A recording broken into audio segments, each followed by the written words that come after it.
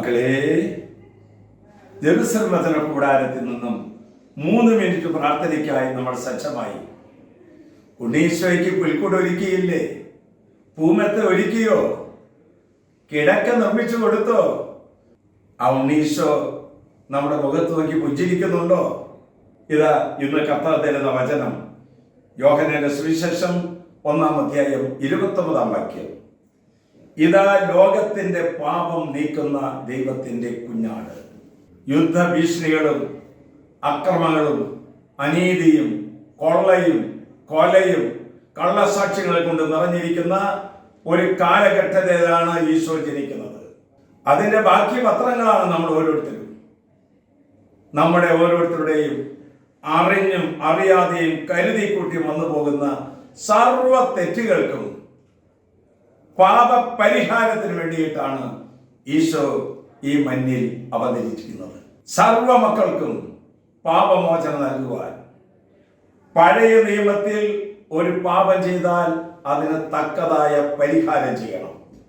എന്നാൽ ഇന്നോ പാപം ചെയ്യുന്നവൻ കുരിശിന്റെ ചുവട്ടിൽ വന്നു നിന്നാൽ യേശുവിന്റെ രക്തം കൊണ്ട് നമ്മെ കഴുകി കഴുകി കഴുകി ശുദ്ധീകരിക്കും. എന്ന് പറഞ്ഞാൽ നീ കുരിശന്റെ മുമ്പിൽ അനുതാപത്തോടെ നിന്നാൽ അത് നിന്റെ കുമ്പസാരക്കൂടാണ്. ആ കഴുകൽ ശുശ്രൂഷകളുടെ നമ്മുടെ പാപങ്ങൾക്ക് അവിടുന്ന് പൊറുതി തരും. നമുക്കൊരു സുഹൃതയപം ഏറ്റുചൊല്ലിയാലോ? ഏറ്റുചൊല്ലാം. നമുക്ക് കരങ്ങൾ കൂപ്പി ഏറ്റുചൊല്ലാം. പുൽക്കൂട്ടിൽ പിറന്ന ഉണ്ണീശോയെ,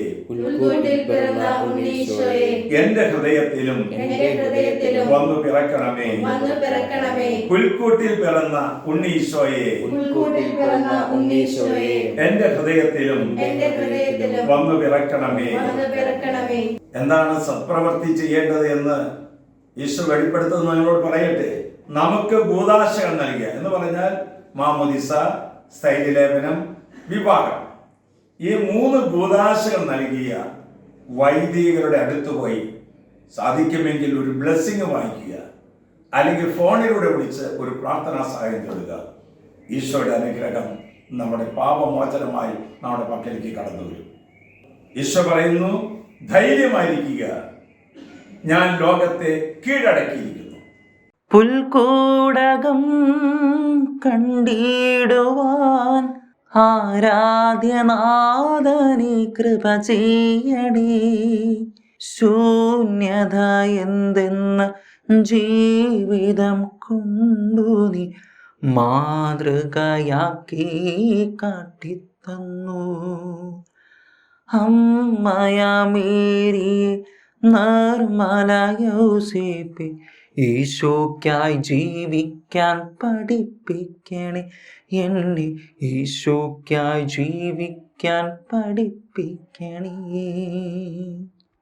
പാപത്തിൽ നിന്നും ശാപത്തിൽ നിന്നും തിന്മയിൽ നിന്നും കാത്തുരക്ഷിക്കാൻ വേണ്ടിയിട്ടാണ് ഈശോ കടന്നു വന്നിരിക്കുന്നത്.